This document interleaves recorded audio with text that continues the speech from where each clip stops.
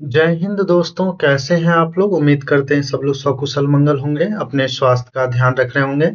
हम लोग राग दरबारी क्लास देख रहे हैं और यह हमारे राग दरबारी का तीसरा क्लास। उम्मीद करते हैं आपने ने पहला और दूसरा क्लास को जरूर देखा होगा। अगर नहीं देखे होंगे तो प्लेलिस्ट में आपका क्लास उपलब्ध है, एक बार जाके आप लोग देख लें।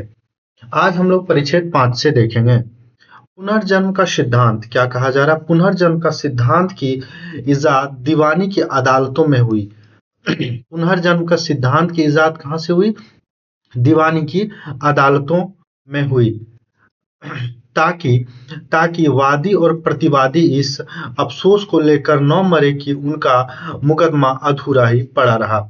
वैद्य जी के बैठक के बाहर चबूतरे पर जो आदमी इस समय बैठा था, उसने लगभग 7 साल पहले दीवानी की एक मुकदमा दायर किया था। क्या कहते हैं? दीवानी का एक मुकदमा दायर किया था। इसलिए स्वाभाविक था कि वह अपनी बात में पुनर्जन्म के पाप, भाग्य, भगवान, अगले जन्म के कार्यक्रम आदि का नियमित रूप से हवाला देता है। उसको लोग लंगड़ कहते हैं। उसको लोग क्या कहते हैं? लंगड़। इस नाम को याद रखें, उसको लोग क्या कहते हैं? लंगड़ कहते हैं। और वो कहाँ मुकदमा दायर किया था उन्होंने? उन्होंने लगभग 7 साल पहले, देखिएगा इस बात को याद रखें, कितने वर्ष पहले? 7 साल पहले दीवानी का एक मुकदमा दायर किया था। माथे पर कबीरपंथी तिलक, गले में तुलसी की कंठी, आंधी पानी झेला हुआ दढ़ियल चेहरा, दुबला पतला देह, मिर्जई पहने हुए। इसको भी याद रखिए क्योंकि कद काठी भी आजकल पूछा जाने लगा है। यह आपके लिए इंपॉर्टेंट हो जाता है कि कैसा था। माथे पर माथे पर कबरपंथी तिलक, गले में तुलसी की कंठी, आंधी पानी झेला हुआ दढ़ियल चेहरा, दुबली पतली देह, मिर्जई पहने हुए। एक पैर घुटने के पास कटा हुआ था। उनका क्या था? एक पैर घुटने के पास कटा हुआ था, जिसकी कमी से एक लाठी पूरी की गई थी। मतलब उनका क्या होता? एक घुटने के पास एक पैर क्या होता? कहाँ कटा हुआ था? घुटने के पास कटा हुआ था। घुटने के पास कटा हुआ था। और वह जो घुटने के पास कटा होने की वजह से उनकी कमी कौन पूरा कर देता है? तो लाठी पूरा कर देता है। उसकी ओर शनिचर ने भंग का एक गिलास बढ़ाया। उसकी ओर शनिचर ने भंग का एक गिलास बढ़ाया और लो भाई लंगड़ पी जाओ, इसमें बड़े बड़े माल पड़े हैं। इसमें क्या है? इसमें बड़े बड़े माल पड़े हैं। यही बात उनको कहा गया। लंगड़ ने आंख मूंद कर इनकार किया और थोड़ी देर दोनों में बहस होती रही, जिसका संबंध भंग की गरिमा, बादाम, मुनक्के के लाभ, जीवन की क्षण भंगुरता, भोग और त्याग जैसी दार्शनिक विषयों थी। वह जो भांग जो बनता था वह साधारण कोई भांग नहीं होता था। उसमें बहुत सारे बादाम, काजू, किशमिश, मुनक्का वगैरह जो शरीर के लिए फायदेमंद हो, सभी का उसमें मिश्रण दिया जाता था। शनिचर ने भंग को वही गिलास शनिचर ने भंग का वही गिलास प्रिंसिपल साहब की ओर बढ़ाया। वही बात कही, जी पीजिए मास्टर साहब, इसमें बड़े बड़े माल हैं। क्या बोलता है? जी पीजिए मास्टर साहब, इसमें बड़े बड़े माल है। प्रिंसिपल साहब ने वैद्य जी से कहा, कॉलेज का काम छोड़ कर आया हूँ, इसे शाम के लिए रखा जाए। क्या हुआ कि मैं अभी कॉलेज आपके किसी जरूरी काम से आया हूँ, वो भी कॉलेज का काम छोड़ करके, इसे शाम के लिए रख दीजिए, मैं इसे शाम को आकर के पी जाऊंगा। वेद जी ने स्नेह पूर्वक कहा, संध्या काल पुनः पी लीजिएगा, कॉलेज छोड़कर आया हूँ। वे फिर बोले। रूपन बाबू कॉलेज जाने के लिए घर से तैयार होकर निकले। हाथ में एक मोटी सी किताब जो खास तौर पर नागरिक शास्त्र के घंटे में पढ़ी जाती थी, जिसका नाम जेबी जासूस था। याद रखिएगा कि रूपन बाबू के हाथ में कौन सी किताब थी? नागरिक शास्त्र की थी। जो नागरिक शास्त्र के समय पढ़ाया जाता था, उन पुस्तक का नाम क्या था? जेबी जासूस था। उस पुस्तक का नाम क्या था? जेबी जासूस था। इस बात को आप लोग याद रखिएगा। वैद्य जी और उसमें बातचीत चल रहा था प्रिंसिपल साहब में। मैं तो इसे पे का एक छोटा सा प्रयोग रंगनाथ पर भी कर रहा हूँ। अब क्या कहता है? वह कहता है, वैद्य जी कहा कि भंग तो नाम मात्र को है और है भी नहीं, और नहीं भी है। वास्तविक द्रव्य तो बादाम, मुनक्का और पिस्ता है। क्या हुआ कि वो कह रहा है, प्रिंसिपल से जब मना कर दिए तो उसमें बोलते हैं कि सचमुच बड़े इसमें माल है। इसमें क्या क्या है? वास्तविक में द्रव्य है, बादाम है, मुनक्का और पिस्ता है। बादाम और बादाम बुद्धि और वीर्य को बढ़ाता है। मुनक्का रेचक है।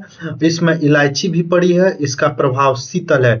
इसका वीर्य फटता नहीं, ठोस और स्थिर रहता है। मैं तो इसे पै का एक ठोस सा प्रयोग रंगनाथ पर भी कर रहा हूँ। वैद्य जी का कहता है इसमें जो यह जो इसमें सारा चीज रहता है, इसका प्रयोग मैं किस पे, रंगनाथ पे भी कर रहा हूँ। तो इसमें क्या क्या रहता है इस बात को भी याद रखिएगा। द्रव्य तो बादाम एक रहता है, बादाम आपके लिए हो गया, मुनक्का हो गया और पिस्ता हो गया। बादाम से ये फायदा होता है, मुनक्का से ये फायदा, और इलायची भी पड़ी है। इलायची इलायची भी एक पदार्थ आपसे पूछ देगा ऑप्शन में, इनमें से कौन सा पदार्थ वैद्य जी के भांग में नहीं रहता था, तो ये भी आपसे पूछा जा सकता है। इस बात को भी आप लोग ध्यान में रखिएगा। देखना है 6 मास के पश्चात जब ये यहाँ से जाएंगे तो क्या होकर जाते हैं। मतलब देखना है कि यह प्रयोग रंगनाथ पे किया जा रहा था कि वो भांग पीते हैं और 6 महीने के बाद जब वो यहाँ से जाएंगे तो उसकी स्थिति कैसा होगा, यह देखना। यही वो लोग एक्सपेरिमेंट कर रहे थे किस पे, रंगनाथ पे। कॉलेज के क्लर्क ने कहा छुछुंदर जैसा आए थे, गेंडा बनकर जाएंगे। देख लेना चाचा, क्या बोल रहे हैं, छुछुंदर बन के आए थे और गेंडा बन के जाएंगे, देख लेना चाचा। यह कौन कहा, कॉलेज के क्लर्क ने कहा। जब कभी क्लर्क वैद्य जी को चाचा कहता तो प्रिंसिपल साहब को अफसोस होता था कि उन्हें अपना बाप नहीं कह पाते। उनका चेहरा उदास हो गया। वे वे सामने पड़ी हुई फाइलें उल्टाने लगे। यानी कि आपसे पूछा जाएगा जो उनका परम मित्र, प्रिंसिपल साहब का जो परम मित्र क्लर्क था, वह वैद्य जी को किस नाम से पुकारते थे, तो चाचा कह के नाम पुकारते थे। और आपसे यह भी पूछा जा सकता है कि प्रिंसिपल साहब क्या चाहते थे कि वैद्य जी किस नाम से पुकारे, तो वह चाहते थे उनको वह बाप कह के पुकारे, तो वही कहता अपना बाप नहीं कह पाते। तब तक लंगर दरवाजे पर आ गया। शास्त्रों ने शूद्रों के लिए जिस आचरण का विधान है उसके अनुसार चौखट पर मुर्गी बनकर उसने वैद्य जी को प्रणाम किया। उसके प्रकट हुआ कि हमारे यहाँ आज भी शास्त्र सर्वोपरि है। जाति प्रथा मिटाने की सारी कोशिशें अगर फरेब नहीं तो रोमांटिक कार्रवाइयां हैं। लंगड़ ने भीख जैसी मांगते हो कहा तो जाता हूँ बापू। यानी लंगड़ वैद्य जी को किस नाम से पुकारता है, बापू के नाम से पुकारता है। और वो किस परंपरा की इसमें जिक्र किया गया है, तो हमारे यहाँ जो पुराने शास्त्रों में जो नियम सर्वोपरि कहा गया था कि ऊंची जाति और नीची जाति भेदभाव वाला जो था सिस्टम, कि हमेशा से जब ऊंची जाति वाले लोग पार होते तो छोटी जाति सर झुका लेते थे, उनकी छाया नहीं पड़नी चाहिए, वो सारी चीजें इसमें आपका इस जगह कि जाति प्रथा मिटाने की सारी कोशिशें अगर फरेब नहीं तो रोमांटिक कार्रवाइयां हैं। लंगड़ ने भीख जैसे मांगते हुए कहा तो जाता हूं बापू नाम से कह के संबोधित उन्होंने किया। वैद्य ने कहा जाओ भाई, तुम धर्म की लड़ाई लड़ रहे हो, लड़ते जाओ, उसमें क्या सहायता कर सकता हूँ। यानी लंगड़ कैसी लड़ाई लड़ रहा था, वो धर्म की लड़ाई लड़ रहा था। लंगड़ ने स्वाभाविक ढंग से कहा ठीक है बापू। फिर देखिए बापू यानी बापू कह के ही वह वैद्य जी को संबोधित कर, ऐसी लड़ाई तुम क्या करोगे, ऐसी लड़ाई में तुम क्या करोगे, जब कोई सिफारिश की बात होगी तब आकर तुम्हारी चौखट पर सिर रगड़ूंगा। अगर तुम्हें सिफारिश की कोई बात होगी तभी मैं तुम्हारे चौखट पर आकर सिर रगड़ूंगा। जमीन तक झुक कर उसने फिर से प्रणाम किया और एक पैर पर लाठी के सहारे झूलता हुआ चला गया। रंगनाथ ने पूछा यह लड़ाई कैसे लड़ रहे हैं, मतलब रंगनाथ पूछा और क्या यह लड़ाई कैसी लड़ रहे हैं। उसी समय प्रिंसिपल साहब अपना हाथ रोक करके वो फाइलों को पलटाने लगता है। हाथ रोक के कहते हैं इसे तहसील से एक दस्तावेज की नकल लेनी है। इसे क्या करना है, तहसील से एक दस्तावेज का नकल लेनी है, वही नकल लेनी है। इसने कसम खाई कि मैं रिश्वत नहीं दूंगा। इसने कसम खाई, यहाँ से याद रखिएगा। ये वाला बिंदु आपका यहाँ तक काफी इंपॉर्टेंट है, इसको आप जरूर याद रखिएगा। क्या कहा जा रहा है कि इसने कसम खाई है कि मैं रिश्वत न दूंगा और कायदे से ही नकल लूंगा। उधर नकल बाबू ने कसम खाई है कि मैं रिश्वत न लूंगा और कायदे से नकल दूंगा। इसी की लड़ाई चल रही है। रंगनाथ इतिहास में एमए किया था। रंगनाथ क्या किया था, इतिहास में इन्होंने एमए किया था और ना जाने कितनी लड़ाइयों के कारण पढ़े थे। लड़ाइयों के कारण इतिहास में बहुत सारे युद्धों का वर्णन है, उन्होंने सभी लड़ाइयों का कारण पढ़े थे। सिकंदर ने भारत पर, देखिएगा किनका वर्णन आया है, सिकंदर का वर्णन आया है। सिकंदर ने भारत पर कब्जा करने के लिए आक्रमण किया था। पुरु ने, देखिएगा एक नाम पुरु का भी आया, करम से भी पूछ लिया जाएगा, उसका कब्जा न होने पाए इसलिए प्रतिरोध किया था, इसी कारण लड़ाई हुई थी। अलाउद्दीन ने कहा था कि मैं पद्मिनी को लूंगा, राणा ने कहा कि मैं पद्मिनी को नहीं दूंगा, इसलिए लड़ाई हुई थी। सभी लड़ाइयों की जड़ यही बात थी, एक पक्ष कहता था लूंगा और दूसरा कहता था नहीं दूंगा, इसी पर लड़ाई होती थी।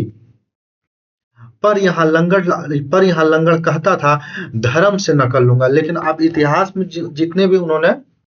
में उन्होंने जितने चीजों को पढ़े थे उनसे यह बिल्कुल अलग था। यहाँ वहां बिना धर्म की लड़ाई था और यहाँ क्या धर्म की लड़ाई है। लंगड़ कहता है धर्म से नकल लूंगा, बाबू कहता है धर्म से नकल दूंगा, फिर भी लड़ाई चल रही है।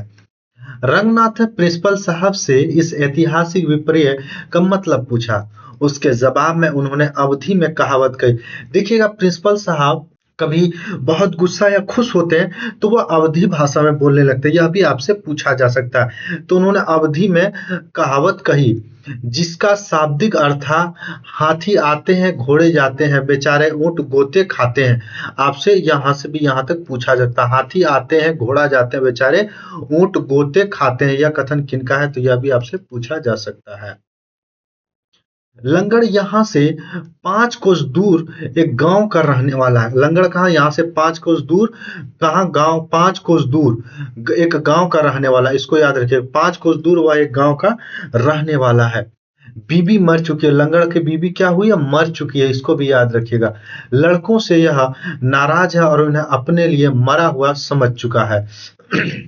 भगत आदमी है, लंगड़ कैसा आदमी है, भगत आदमी है।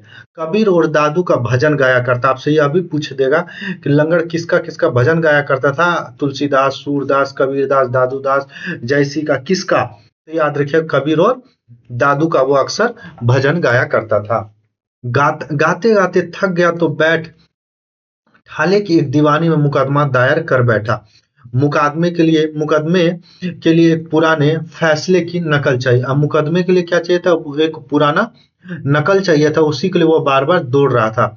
नकलविश चिड़ी मार निकला, उसने 5 रुपए मांगा। लंगड़ बोला रेट 2 रुपए का है, इसी पर बहस हो गई। यानी कि आपसे पूछेगा कि उन्होंने कितना रुपए मांगा था, नकलविश ने तो 5 रुपए मांगा था, इन्होंने रेट का कितना बताया था, 2 रुपए बताया था। दोनों बात को याद रखिएगा। जो भी हो भीतर भीतर सब बात बर्दाश्त से बाहर होने लगी। उसने भुनभुना कर कह दिया यह सब बहुत गलत है, कुछ करना चाहिए। क्या हुआ कि रंगनाथ ने अपने जीवन में काफी बेकूफियां नहीं की थी, इसलिए उसे अनुभव नहीं कहा जा सकता था। लंगड़ के इतिहास ने उसे मन पर बड़ी ही गहरा प्रभाव पड़ा। लंगड़ की स्थिति का उन्हें क्या उनके मन में बड़ा ही गहरा प्रभाव पड़ा और वह भावुक हो गया। भावुक होते ही कुछ करना चाहिए की भावना उसके मन में मथने लगी, पर क्या करना चाहिए इसका जवाब उसके पास नहीं था। जो भी हो भीतर भीतर जब बात बर्दाश्त से बाहर होने लगी, उसने भुनभुना कर कहा क्या यह सब बहुत गलत है, कुछ करना चाहिए। क्लर्क ने शिकारी कुत्ते की तरह झपट कर यह बात दबोच ली। बोला क्या कर सकते हो रंगनाथ बाबू, कोई क्या कर सकता है, जिसके छिलता है उसी के चुनमुनाता है। क्या होता है, जिसका छिलता है उसी के चुनमुनाता। लोग अपना ही दुख दर्द ढो ले यही बहुत है, दूसरे का बोझ कौन ढो सकता है। अब तो वही है भैया कि तुम अपना दाद उधार से खुजलाओ, हम अपना उधार से खुजलाएंगे। यह पंक्ति आपको घुमा फिरा के कहीं से पूछा जा सकता है, इसलिए इन सब चीजों को भी याद रखिएगा। यहाँ तक प्रिंसिपल साहब भंग पीकर अब तक भूल चुके थे कि आराम हराम है। एक बड़ा सा तकिया अपनी ओर खींचकर वे इत्मीनान से बैठ गए और बोले बात क्या है। सनीचर ने बहुत धीरे से कहा कोऑपरेटिव यूनियन में गबन हो गया है, बद्री भैया सुनेंगे तो सुपरवाइजर को खा जाएंगे। अब क्या हो, जिस कोऑपरेटिव यूनियन के डायरेक्टर कौन थे, मैनेजर और कॉलेज के डायरेक्टर कौन थे, वैद्य जी स्वयं थे। उन्हीं के वो कोऑपरेटिव यूनियन में क्या हुआ, गबन हो गया। गबन का क्या अर्थ होता है, जब किसी सरकारी धन का चोरी हो जाता है या कहीं भ्रष्टाचार हो जाता है या किसी तरह उसका ह्रास हो जाता तो उसके लिए गबन शब्द का प्रयोग किया जाता। गबन जो है एक प्रेमचंद का उपन्यास भी है, जलपा जिसका पात्र है। तो बद्री भैया सुनेंगे तो सुपरवाइजर को खा जाएंगे। अब बद्री भैया कौन है? तो बद्री भैया जो है उनके बड़े बेटे हैं। किनका बड़े बेटे हैं? वैद्य जी के बड़े बेटे। वैद्य जी के बड़े बेटे हैं। प्रिंसिपल आतंकित हो गया। प्रिंसिपल इन सब चीजों को सुनकर आतंकित हो। संक्षेप में बात को गुप्त रखने की इस हमारी परंपरागत शैली को अपनाकर शनिचर ने प्रिंसिपल साहब को कुछ बताना शुरू किया। पर वैद्य जी ने कड़क कर बोला, क्या स्त्रियों की भांति फुसफुस कर रहा है? कोऑपरेटिव यूनियन में गबन हो गया तो कौन सी बड़ी बात हो गई? कौन सी यूनियन है जिसमें ऐसा न हुआ हो? कुछ रुक कर वे समझाने के ढंग पर बोले, हमारी यूनियन में गबन नहीं हुआ था। इस कारण हम लोग हमें संदेह की दृष्टि में रखते थे। अब तो हम कह सकते हैं कि हम सच्चे आदमी हैं। गबन हुआ और हमने छिपाया नहीं है, जैसा है वैसा हमने बता दिया। प्रिंसिपल साहब तकिए के सहारे निश्चल बैठे रहे। आखिर में एक ऐसी बात बोले जिसे सब जानता है। उन्होंने कहा, लोग आजकल बड़े बेईमान हो गए हैं। यह बात बड़ी ही गुणकारी है और हर भला आदमी इसका प्रयोग मल्टीविटामिन टिक्कियों की तरह दिन में 3 बार खाने के बाद कर सकता है। पर क्लर्क को इसका कुछ व्यक्तिगत आक्षेप जैसा जान पड़ा। उसने जवाब दिया, आदमी आदमी पर है। अपने कॉलेज में तो आज तक ऐसा नहीं हुआ। वैद्य जी ने उसे आत्मीयता की दृष्टि से देखा और मुस्कुराए। कोऑपरेटिव यूनियन वाला गबन बीज गोदाम से गेहूं निकाल कर हुआ था। कैसे हुआ था? कोऑपरेटिव यूनियन क्या हुआ था? कोऑपरेटिव यूनियन वाले का गबन बीज गोदाम से गेहूं निकाल कर हुआ था। उसी की ओर इशारा करते हुए बोले, कॉलेज में गबन कैसे हो सकता? वहां गेहूं का गोदाम नहीं है। यहां से यहां तक याद रखिएगा, यह पंक्ति आपके लिए इंपॉर्टेंट है। क्लर्क ने प्रिंसिपल को आंख से चलने का इशारा किया। अतः यह हमारी गौरवपूर्ण परंपरा है कि असल में बात 2-4 घंटे की बातचीत के बाद अंत में ही निकलती है। अतः वैद्य जी अब प्रिंसिपल साहब से पूछा, और कोई विशेष बात? कुछ नहीं, वही खन्ना वाला मामला है। वैद्य जी ने खन्ना वाला मामला, जो कि खन्ना क्या, वो वाइस प्रिंसिपल बनना चाह रहा था। तो वैद्य जी ने गंभीरता से कहा, ऐसा न करना चाहिए। विरोधी से भी सम्मान पूर्वक व्यवहार रखना चाहिए। देखिएगा, यह बहुत बड़ी बात कि विरोधी से भी सम्मान पूर्वक व्यवहार रखना चाहिए। यह बात आपसे पूछा जा सकता है। देखो ना, प्रत्येक बड़े नेता का एकक विरोधी है। सभी ने स्वेच्छा से अपना अपना विरोधी पकड़ रखा है। यह जनतंत्र का सिद्धांत है। यानी कि सभी जो है अब बड़े नेता अपने अपने विरोधियों को पकड़ रखा है। यह क्या जनतंत्र का सिद्धांत है। आपसे पूछ देगा जनतंत्र का कौन सा सिद्धांत है, उसमें 3-4 ऑप्शन दे देगा। तो यह जनतंत्र का सिद्धांत है। हमारे नेतागण कितनी शालीनता से विरोधियों को झेल रहे हैं। विरोधीगण अपना बात बतके रहते हैं और नेतागण चुपचाप अपनी चाल चलते रहते हैं। कोई किसी से प्रभावित नहीं होता। यह आदर्श विरोध है। आपको भी यही रुख अपनाना चाहिए। आपको भी क्या है, यही रुख अपनाना चाहिए। इतना करके दोनों फिर चले गए। शहर से देहात को जाने वाली सड़क पर एक साइकिल रिक्शा चला रहा था। शहर से देहात को जाने वाली सड़क पर एक क्या, वो साइकिल रिक्शा चला रहा था। रिक्शे पर दोनों जांघों पर हाथ की मुट्ठियां जमाए बद्री पहलवान बैठे हुए थे। अब क्या हुआ कि उसी पे जो है बद्री पहलवान बैठ के शहर से अपने गांव की ओर आ रहे थे। पहलवान ने सिर, अब दोनों में बातचीत हो रहा था, बद्री पहलवान और रिक्शे वाले में। तो पहलवान ने सिर हिलाए, कहा, ठीक कहते हो मास्टर। उधर वाले बड़े दलिद्दर होते हैं। सत्तू खाते हैं और चना चबाकर रिक्शा चलाते हैं। 4 साल में बीमारी घेर लेती है तो घिघियाने लगते हैं। रिक्शे वाले ने हिकारत से कहा, चमड़ी चली जाए तो दमड़ी न जाए। बड़ी मक्खी चूस होते हैं। क्या होते हैं? कहते हैं मक्खी चूस होते हैं। रिक्शे वाले ने हिकारत से कहा, चमड़ी चली जाए पर दमड़ी न जाए, बड़े मक्खी चूस होते हैं।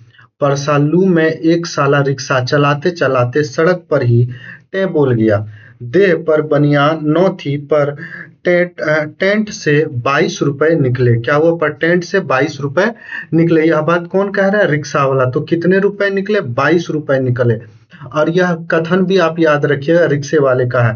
यह भी आपसे पूछा जा सकता है। वह रिक्शा वाला खर्र खर खिर खिर करता हुआ आगे निकल गया। आज की भावुकतापूर्ण कथाकारों ने न जाने किससे सीख कर बार बार कहा कि दुख मनुष्य को मांझता है। क्या बोलता, आज की भावुकतापूर्ण कथाकारों ने न जाने किससे सीख कर बार बार कहा है कि दुख दुख मनुष्य को मांझता है। दुख क्या होता है, मनुष्य को मांझता है। यह इंपॉर्टेंट कथन है। दोनों में बातचीत होते होते शिवपाल का नजदीक आ रहा था। क्या वो दोनों बातचीत कर रहे थे और चले जाते, उसी में क्या हो, शिवपालगंज नजदीक आ रहा था। उन्होंने रिक्शे वाले को सनद जैसे देते हुए कहा, तुम आदमी ठीक हो, सबको मुंह न लगना चाहिए, सबको मुंह न लगाना चाहिए, तुम्हारा तरीका पक्का है। फिर वे कुछ सोच कर बोला, पर तुम्हारी तंदुरुस्ती कुछ ढीली ढाली है, तुम कुछ महीने दंड बैठक लगा लगा डालो, फिर देखो क्या होता। वो क्योंकि यह तो क्या था, ये कुश्ती करता था हमेशा बद्री पहलवान, तो वही कह रहा है कि तुम कुछ दिन क्या हुआ, दंड बैठक लगा डालो, फिर देखो क्या होता। रिक्शा वाला कहा, उससे क्या होगा। रिक्शे वाले ने कहा, मैं भी पहलवान हो जाऊंगा, पर अब पहलवानी में क्या रखा है, लड़ाई में जब ऊपर से बम गिरता है तो नीचे बड़े बड़े पहलवान ढेर हो जाते हैं। हाथ में तमंचा हो तो पहलवान हो तो क्या, और न हुए तो क्या। कुछ रुककर रिक्शे वाले ने इत्मीनान से कहा, पहलवानी तो अब देहातों में ही चलती है ठाकुर साहब, हमारे इधर अब छुरेबाजी का जोर है। यह कथन भी याद रखिएगा, पहलवानी तो अब देहातों में ही चलती है ठाकुर साहब, हमारे इधर तो छुरेबाजी का जोर है। इतनी देर बाद बद्री पहलवान को अचानक अपमान की अनुभूति हुई। हाथ बढ़ाकर उन्होंने रिक्शे वाले की बनियान चुटकी से पकड़कर खींची और कहा, अबे घंटे भर से ठाकुर साहब क्या लगा रखा, जानता नहीं मैं बाभन हूँ। यह सुनकर रिक्शे वाले पहले तो चौंका, पर बाद में उसने सर्वोदयी भाव ग्रहण कर लिया। रामाधीन का पूरा नाम रामाधीन भीमखेड़वा था, नाम याद रखिएगा। रामाधीन का पूरा नाम क्या था, रामाधीन भीमखेड़वा था। भीमखेड़वा शिवपालगंज से मिला हुआ एक गांव था। भीमखेड़वा का था, वह शिवपालगंज का एक पड़ोसी गांव था, जो यूनानो मिस्र रोमा की तरह जहान से मिट चुका था। यानी वह मिटा नहीं, वह सिर्फ शिवपालगंज वाले बेवकूफी के मारे उसे मिटा हुआ समझते हैं। भीमखेड़वा आज भी कुछ झोपड़ों से माल विभाग का कागजात और बाबू रामाधीन की पुरानी शायरी में सुरक्षित था। बचपन में बाबू रामाधीन भीमखेड़वा गांव से निकलकर रेल की पटरी पकड़े हुए शहर तक पहुंचे थे। वहां से किसी भी ट्रेन में बैठने की योजना बनाकर वे बिना किसी योजना के कलकत्ते में पहुंच गए थे। कलकत्ते में उन्होंने एक व्यापारी के यहाँ चिट्ठा ले जाने का काम किया। देखिएगा, बचपन में बाबू भीमखेड़वा क्या थे, बाबू भीमखेड़वा गांव से निकलकर रेल की पटरी पकड़े हुए शहर तक पहुंच गए थे। वह किसी भी ट्रेन में बैठने की योजना बनाकर वो बिना किसी योजना के कलकत्ते शहर पहुंच गए। भीमखेड़वा कहाँ पहुंच गए थे, कलकत्ता शहर चला गया था। कलकत्ते में उन्होंने पहले एक व्यापारी के एक चिट्ठी ले जाने का काम किया। उन्होंने क्या किया, पहले एक व्यापारी के यहाँ चिट्ठी ले जाने का काम किया, पहला काम इन्होंने यह किया। फिर माल ले जाने के बाद में उन्होंने उसके साझे में कारोबार शुरू कर दिया। अंत में पूरे कारोबार का मालिक हो गया। कारोबार अफीम का था। कारोबार किसका था, कारोबार अफीम का था। कच्चा अफीम पश्चिम से आती थी, उसे कई ढंगों से कलकत्ते में बड़े ही व्यापारियों के यहाँ पहुंचाने का आड़त अपने हाथ उनके हाथ में थी। वहां से देश से बाहर भेजने का भी काम वे हाथ में ले सकते थे, पर वे महत्वाकांक्षी न थे। अपनी आढ़त का काम वे चुपचाप करते थे और बचे समय में पश्चिम के जिलों से आने वाले लोगों से सोहबत कर लेते थे। अफीम के कारोबार में अच्छा पैसा आता था, पर दूसरे व्यापारियों से इसमें ज्यादा स्पर्धा भी नहीं रखनी पड़ती थी। इस व्यापार में सिर्फ एक छोटी सी यही खराबी थी कि यह कानून के खिलाफ पड़ता था। अफीम क्या होता था, वह कानून के खिलाफ पड़ता था, वह कानून के खिलाफ पड़ता था। अब जब बाबू रामाधीन अफीम कानून के अंतर्गत गिरफ्तार होकर मजिस्ट्रेट के सामने पेश हुए, तो वहां भी उन्होंने यही रवैया अपनाया। उन्होंने अंग्रेजी कानून की निंदा करते हुए महात्मा गांधी का हवाला दिया और यह बताने की कोशिश की कि विदेशी कानून मनमाने ढंग से बनाए गए हैं और एक और हर एक छोटी सी बात को जुर्म का नाम दिया है। उन्होंने कहा कि जनाब, अफीम अफीम एक पौधा से पैदा होता है। पौधा उगता है तो उसमें खूबसूरत से सफेद फूल निकलते हैं। अंग्रेजी में उसे पापी कहते हैं। जो फूल निकलता है अफीम के पौधे में, उसे अंग्रेजी में क्या कहते हैं? उसे पापी कहते हैं। उसी की एक दूसरी किस्म भी होती है जिसमें लाल फूल निकलते हैं, उसे साहब लोग बंगले पर लगाते हैं। उस फूल की तीसरी किस्म भी होती है जिसे डब, डबुल डबुल पापी कहते हैं। हुजूर, ये सब फूल पत्तों की बात है, इनमें जुर्म का क्या सरोकार। उसी सफेद फूल वाले पापी के पौधे से बाद में यह काली काली चीज निकलती है। यह दवा के काम में आती है। इसका कारोबार जुर्म नहीं हो सकता। जिस कानून में यह जुर्म बताया गया वह काला कानून है। जिस कानून में यह जुर्म बताया गया वह कैसा कानून है? वह काला कानून है। वह हमें बर्बाद करने के लिए बनाया गया था। इस लेक्चर के बावजूद रामाधीन को 2 साल की सजा हो गई। रामाधीन को कुल कितने साल की सजा हो गई? उसे 2 साल की सजा हुई थी। पर सजा तो उसे जमाने में हो ही जाती थी। असली चीज सजा पहले इजलास में दिया जाने वाला लेक्चर था। कुछ दिन कलकत्ते में घूम फिर कर उन्होंने देख लिया कि वे बाजार में उखड़ चुके हैं। अफसोस में उन्होंने जब वहां से निकले, तो जब वहां से क्या होते हैं कि पर सजा भुगत कर आने के बाद उन्हें पता चला कि शहीद होने के लिए उन्हें अफीम का कानून नहीं, कानून नमक तोड़ना चाहिए था। कुछ दिन कलकत्ते में घूम फिर कर उन्होंने देख लिया कि वे बाजार में उखड़ चुके हैं। अफसोस में उन्होंने एकाध शेर कहे। इस बार टिकट लेकर वे अपने गांव वापस लौट गए। आकर उन्हें सिपालगंज में बस गए। आकर वो कहाँ बस गए? सिपालगंज में। और यही रामाधीन भीमखेड़वा विपक्षी किनका है? तो शनिचर का है। उन्होंने लोगों को इतना सच सच बता दिया कि उनकी आड़त की दुकान बंद हो गई है।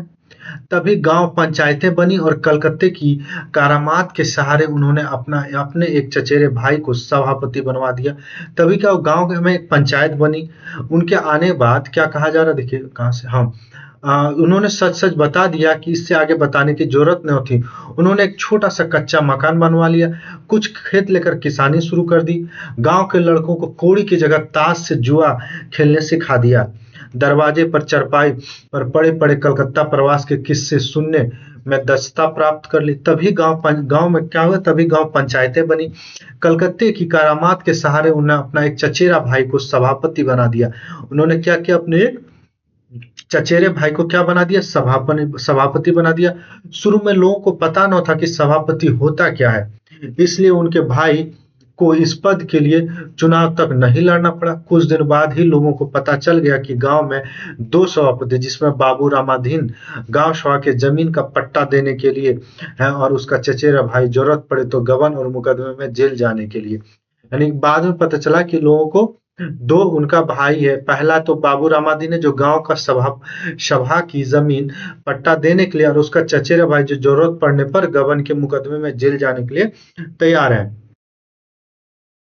भीमखेड़वा के नाम से ही प्रसिद्ध था। वे शायर भी होंगे। अब तो वे नहीं थे, पर कलकत्ते के अच्छे दिनों में एकाध बार शायर हो गए। उर्दू कवियों की सबसे बड़ी विशेषता उनकी मातृभूमि प्रेम है। उर्दू कवियों की सबसे बड़ी विशेषता क्या है? मातृभूमि प्रेम है। इसलिए बंबई और कलकत्ता, देखिए एक और शहर का नाम कहाँ है? बंबई में भी वे अपने गांव या कस्बों का नाम अपने नाम के पीछे बांधे रहते हैं और उसे खटखटा नहीं समझते। इसी सिद्धांत के अनुसार, एक सेकंड। हाँ, जो कलकत्ते में अपने को बारह बारह बारह बारह बंकवी कहते हुए हिचकते, वह यकीन विलायती में अपने को हिंदुस्तानी कहते हुए हिचकेंगे। इसी सिद्धांत के अनुसार रामाधीन कलकत्ते में अपने दोस्तों के बीच बाबू रामाधीन भीमखेड़वा के नाम से मशहूर हो गए थे। यानी कि इनका पूरा नाम कलकत्ते में क्या नाम से मशहूर थे? बाबू रामाधीन भीमखेड़वा के नाम से प्रसिद्ध हो गए थे। जितना मैं आपको ये वीवीआई में लिख रहा हूँ, सभी बिंदु को आप लोग ध्यान से पढ़ेंगे, क्योंकि सभी बिंदु क्या है आपके लिए मोस्ट इंपॉर्टेंट है। यह सब दानिश तांडवी की सोहबत में हुई थी। दानिश तांडवी कोई होगा वहां का व्यक्ति, दानिश तांडवी की सोहबत में हुआ था। वे टाडवी की देखा देखी उर्दू कविता में दिलचस्पी लेने लगे, और क्योंकि कविता में दिलचस्पी लेने की शुरुआत कविता लिखने से होती है, इसलिए दूसरे को देखते देखते उन्होंने एक दिन शेर लिख डाला। जब उसे डांटवी डांडवी साहब ने सुना तो जैसे एक शायर को दूसरे शायर के लिए कहना चाहिए, अच्छा शेर कहा। रामाधीन ने कहा, मैंने तो शेर लिखा है, कहा नहीं है। वे बोले, गलत बात, शेर लिखा नहीं जा सकता। पर मैं तो लिख चुका हूं। नहीं, तुमने शेर कहा है, तुमने शेर कहा है। उसके बाद सिपालगंज में आकर गंजहा लोग, फिर बाद में क्या हुआ, हाँ, तुमने शेर कहा है, यही मुहाविरा है। उन्होंने रामाधीन को शेर कहने की कुछ आवश्यक तरकीबें समझाई। उसने उनमें एक यह थी कि शायरी मुहावरे मुहाविरे के हिसाब से होती, मुहावरा शायरी के हिसाब से नहीं होता। दूसरी बात शायर के उपनाम की थी। डटवी ने उन्हें समझाया कि तुम अपना उपनाम ईमान सिपालगंजी रखो। तुम अपना उपनाम क्या, ईमान सिपालगंजी रखो। यह भी इंपॉर्टेंट, इसे याद रखिएगा कि उन्होंने, डंडवी ने उसे कौन सा उपनाम सुझाया था, तो ईमान सिपालगंजी रखो। इस ईमान से तो उन्हें यह ऐतराज था कि उन्होंने इसका मतलब नहीं मालूम। सिपालगंजी इसलिए खारिज हुआ कि उनके असली गांव का नाम भीमखेड़वा था। वह नाम इसलिए उन्होंने खारिज कर दिया क्योंकि उनके गांव का असली नाम क्या था, भीमखेड़वा था। इस बात को याद रखिएगा। उपनाम से ही उन्होंने इसलिए ऐतराज नहीं हुआ कि अफीम के कारोबार में उनका कई उपनाम चलते थे, उन्हें कोई नया उपनाम फैलाने का शौक नहीं था। परिणाम यह हुआ, वे शायरी के क्षेत्र में बाबू रामाधीन भीमखेड़वा बनकर रह गए। कलूटी लड़कियां हर शाम मुझको छेड़ जाती है, इस मिसरे से शुरू होने वाली एक कविता उन्होंने अफीम के डिब्बों पर लिखी थी। ये वाली पंक्ति याद रखिएगा, क्या कहा जा रहा है कि कलूटी लड़कियां हर शाम मुझको छेड़ जाती है। इस मिसरे से शुरू होने वाली एक कविता उन्होंने अफीम के डिब्बे पर लिखी थी। यह शायरी की बात सिर्फ दानिश टाडवी की सोहबत तक ही रही। जेल जाने पर उसने आशा की जाती थी कि दूसरे महान साहित्यिकों और कवियों की तरह अपने जेल जीवन के दिनों में अपनी कई महान कलाकृतियां रचेंगे और बाद में एक लंबी भूमिका के साथ उसे जनता को पेश करेंगे। पर वे 2 साल जेल खाने के बाद शिकायत की कैदियों से हंसी मजाक करने और वार्डर की गालियां सुनने और भविष्य के सपने देखने में बीत गया। उन्होंने एकाध शेर लिख कर यह भी साबित किया कि भीमखेड़वी सिर्फ भूगोल का नहीं, कविता भी शब्द है। कुछ दिन हुए, बद्री पहलवान ने सिपालगंज से 10 मील आगे एक दूसरे गांव की आटा चक्की का मशीन लगाई थी। देखिएगा, कुछ दिन हुए कि बद्री पहलवान नाम है, बद्री पहलवान सिपालगंज से कितने दूर, 10 मील दूर आगे दूसरे गांव में आटा चक्की मशीन लगाई थी। इस बात को भी याद रखिएगा। चक्की ठाठ से चली और वैद्य जी के विरोधियों ने कहना शुरू किया कि उसका संबंध कॉलेज के बजट से है। इस जनभावना को रामाधीन ने अपने इस अमर कविता द्वारा प्रकट किया था। क्या करिश्मा है ए रामाधीन भीमखेड़वी, खोलने कॉलेज चले आटे की चक्की खुल गई। यह पंक्ति भी याद रखिएगा, यह किनका, भीमखेड़वा यह बात कहता है। गांव के बाहर बद्री पहलवान का किसी ने रिक्शा रोका। अब बद्री पहलवान का किसी ने क्या हुआ, रिक्शा रोका। कुछ अंधेरा हो गया और रोकने वाले का चेहरा दूर से साफ नहीं दिख रहा था। बद्री पहलवान ने कहा, कौन है बे?